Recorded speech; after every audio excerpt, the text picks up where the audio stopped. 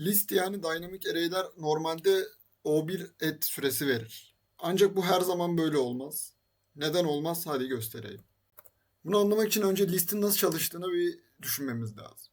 Normalde array'lerin boyutları değiştirilemez. Yani boyutları değiştirilemeyeceği için yeni bir add metodu aslında imkansızdır normal bir array için. Bu ancak yeniden allocate ederek yani array'i tekrardan oluşturarak ve eski elemanları kopyalayıp yenisini ekleyerek gerçekleşebilir. Bu gördüğünüz metottaki gibi array'i kopyalar ve aynısını yani yeni boyutuna ekler. Buna göre yeni şeyi ekler. Yani bu şekilde çalışır. Böyle çalışacağı için aslında her zaman o bir add veremez. Çünkü istese bile veremez çünkü yeniden allocate ediyor. Yani şimdi bunu kod olarak göstereyim size.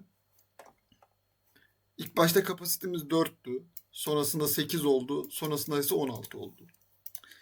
Böylece dynamic array mantığı sağlanmış oluyor. Tabii ki de yani her zaman O1 mümkün değil yaparken. Tabii eğer capacity tam olarak biliyorsanız ve bunun dışına çıkmayacaksanız mümkün.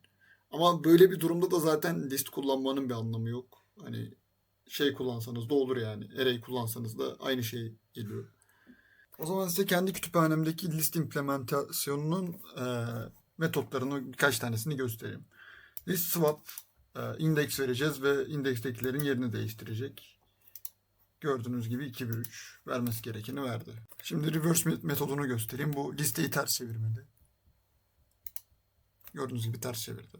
Şimdi trim access metodunu göstereyim. Bu metot en başta gösterdiğimiz capacite'yi şu anki minimumuna indirir yani.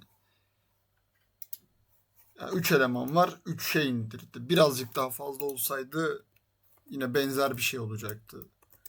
Örnek olarak şöyle göstereyim size.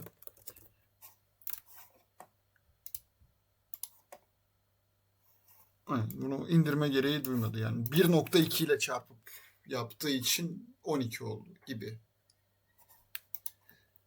Yani bunun dışında klasik bildiğimiz bir sürü list metodunu da içermekte. Add olsun. Add'i zaten gösterdim de.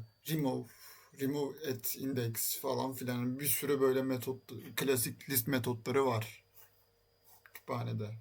Ya, hatta bir tane de şöyle bir şey göstereyim. List.shuffle metodumuz var. Bu da rastgele olarak gösteriyor. Ya, pardon. Şey oldu.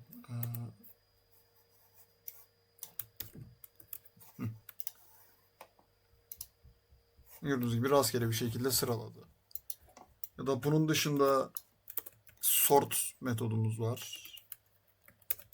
Onu da göstereyim. Gerçi zaten sorted ama o zaman şöyle göstereyim. Önce list.shuffle yapalım. Gördüğünüz gibi yine sortlamış oldu. Kütüphanedeki list bu şekilde. Hani birkaç tane daha falan metot var ama hani çok karmaşık şeyler değiller. Yine yorumlarda görmek istediğiniz metot olursa söyleyin. Yardımcı olmaya çalışırım. Bir sonraki data structure yüksek ihtimalle linked list olacak. Bu seriyi görmek istiyorsanız takip etmeyi, like atmayı unutmayın. Bir sonraki videoda görüşmek üzere.